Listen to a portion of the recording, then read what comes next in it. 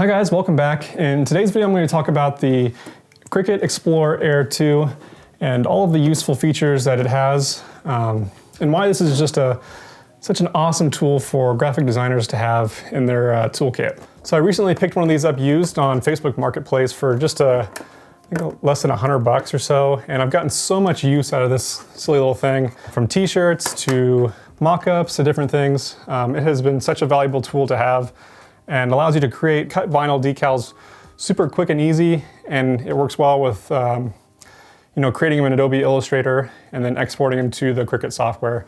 In today's video I'm going to kind of walk you through the process of creating a t-shirt from scratch, going from Adobe Illustrator to the Cricut software, and then actually cutting it out and applying it to a t-shirt. So owning a Cricut is kind of like owning a truck. Once you buy one, everybody wants your help helping them move. As with the Cricut, everybody has t-shirt ideas that they want executed.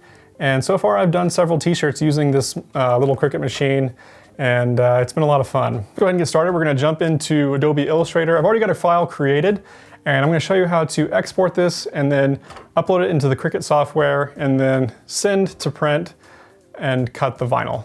So jumping in Illustrator here, I've got just a simple graphic set up for the beloved Kansas City Chiefs in honor of the upcoming Super Bowl game. I've got a friend of ours that's a super fan and would like this political sign-esque type shirt made with just two colors of vinyl. So I've got this laid out based off of like a cheesy real estate sign or a political sign.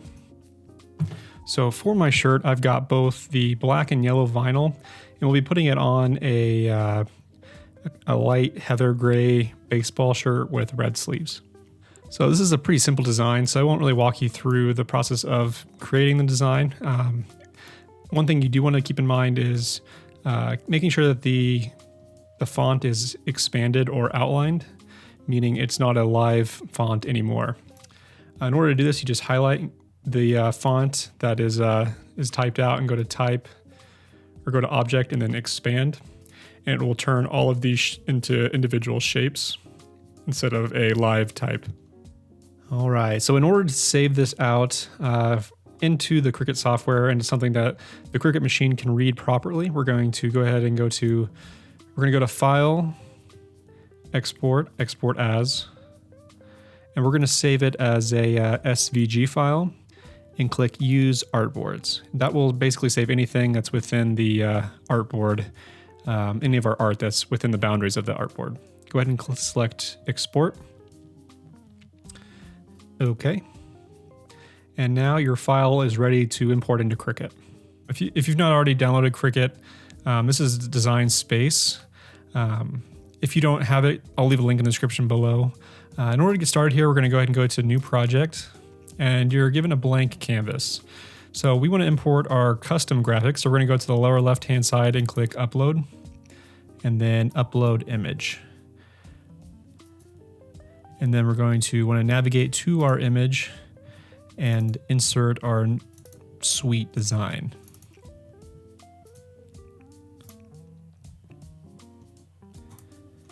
Okay, so you want to select your recently uploaded artwork, click it, and then go to Insert Image. And that's pretty much it. In order to scale the artwork, you click the right side. So basically what we want to do to make this easier on ourselves is separate these two colors. Right now we've got the black Mahomes, black Kelsey, and the black year 24, and then these yellow bars. And what we want to do is separate the two colors onto two different grouped collections.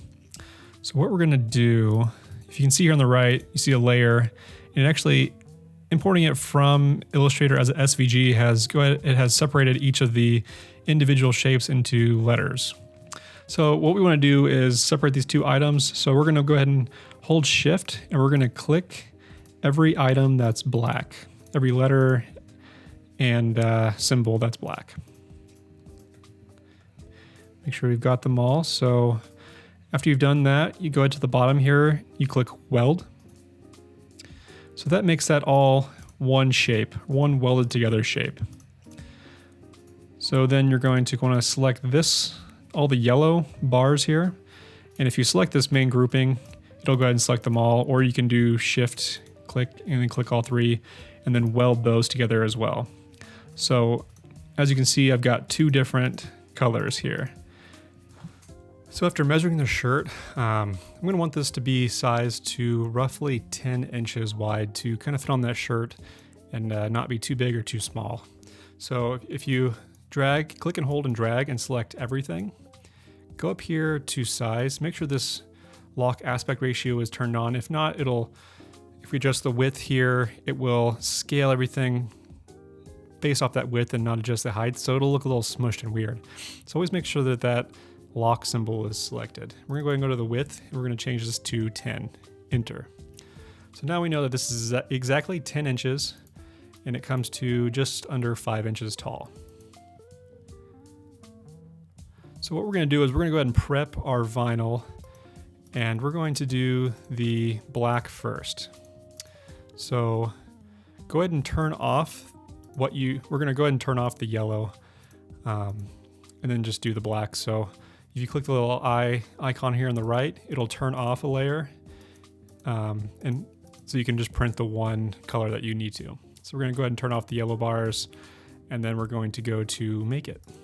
What we're gonna do is cut this vinyl here roughly to the size that we need it.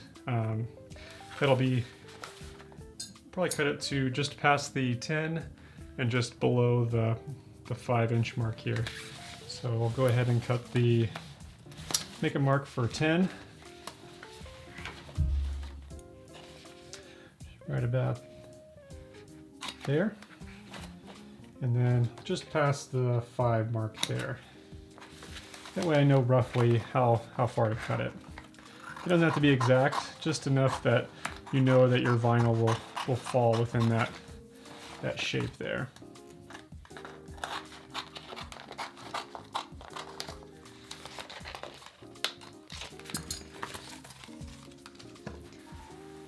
Okay, so we want to remove the sticky pad here, or the plastic sheet.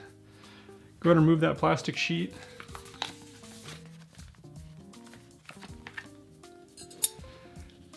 And now we're going to actually stick our vinyl to the pad. And you always want to put the shiny side facing down.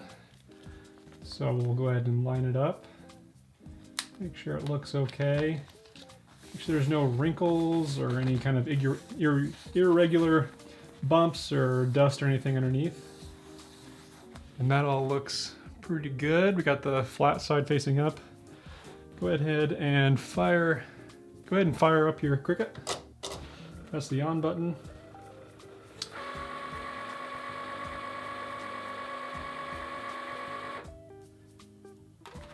Make sure that the dial is turned to iron on.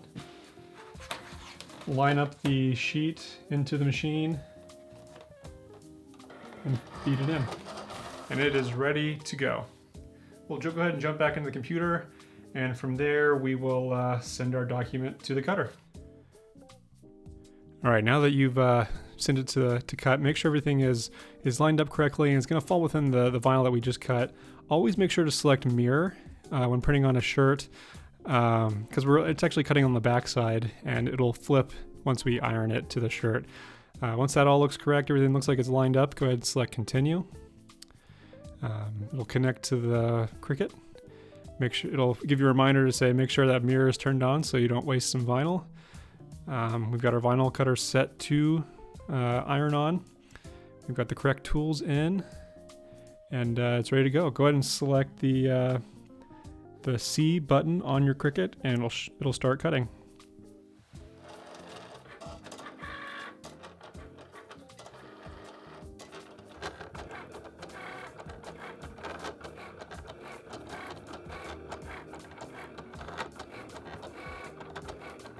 All right, now that we've done our black vinyl, I'll go ahead and select finish, and we're going to turn on our yellow, and we're going to turn off the black. We don't really play with the sizing and all, so we're just gonna go ahead and go to make it, And we're going to see that we need about this chunk of area here to accommodate for these bars. It could be a little less wasteful if I were to separate these.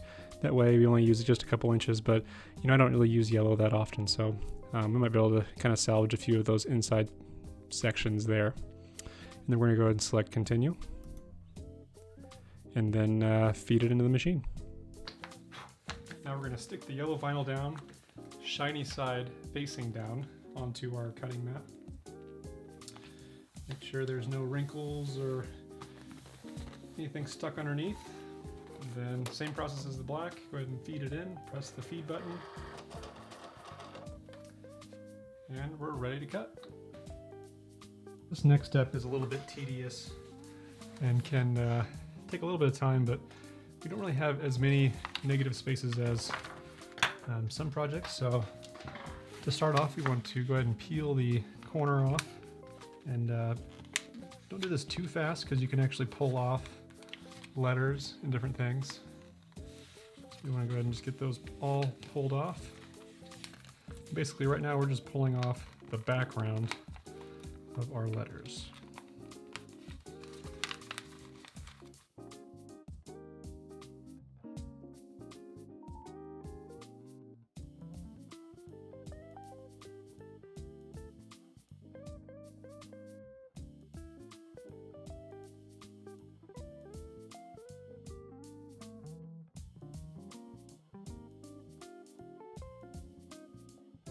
Width is all of the letter forms, but all of the negative spaces have vinyl in them. So we need to go through and weed all of those little pieces out. And this can be somewhat time consuming. You know, just turn on some good music and just start pulling them out.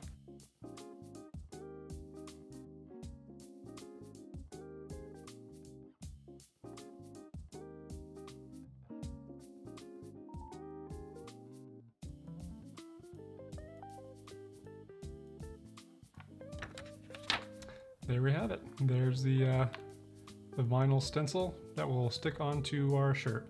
Next we'll go ahead and do the yellow bars. So the process will be fairly similar.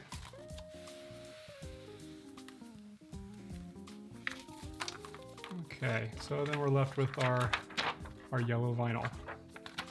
We've got our black, and we've got our yellow sections here.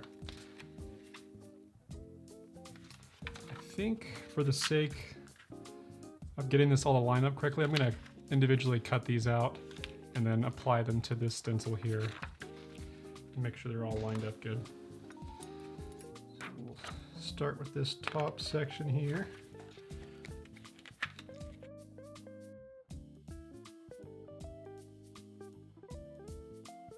So we want to go ahead and stick this. Had it right aligned with the edge of the K here. And then lined with the baseline of the 24. So it should look kind of like that. Perfect. So we'll go ahead and do the center one now. Okay. It's nice and smooth, so we'll go to the top one. We'll do the exact same thing. Just like that. If we look, it should look somewhat similar to our logo. I think it all lines up really good. So we'll go ahead and set up our iron and get it stuck on our shirt. Alright, so pretty much all you're going to need in order to get this ironed on there is your blank t-shirt. We're just going to use a blank baseball type tee. Hobby Lobby sells these for like $10. And then just a piece of cloth that you can put down over your stencil, and then your actual stencil itself there. So it's really important when you're applying the stencil to make sure that it's centered on the shirt. If it's a little centered or it's not completely level, it'll look really bad. So kind of finding the perfect center of the shirt, make sure there's no lint or hair or anything underneath the shirt. And you can always reposition this a few different times just to make sure that you've got it in the right placement. I'm going to stick it right about there. So we got 4 fingers, 2 there, 4 fingers, 2, so it looks pretty straight. Doesn't look crooked. I think we're ready to iron it on. So with the iron, you can go out and buy like the really expensive Cricut ironer, but I've just used a regular household iron. You just want to make sure that the steam setting is turned off the iron. And just kind of put your fabric down so you don't melt the plastic too bad over your shirt, and just kind of start ironing around the location there. It'll take a little bit of time to get the glue heated up on the back side of that vinyl.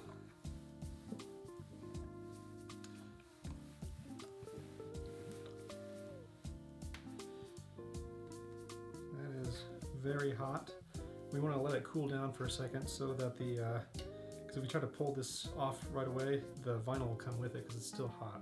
So we kind of want to let it cool down a little bit, at least a few minutes before you start trying to pull the plastic stencil off there.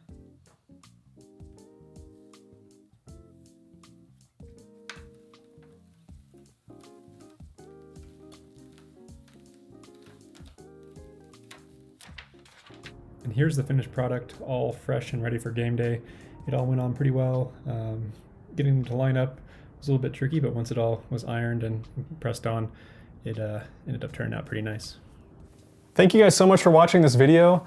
I hope you were able to learn something new, and if anything, maybe justify picking up one of these things. You can most likely find one used on any marketplace or locally for less than $100. I wouldn't recommend getting the latest and greatest, but this one's a couple years old and it works just fine. If you do want to buy one new, I'll leave a link to this exact one in the description below.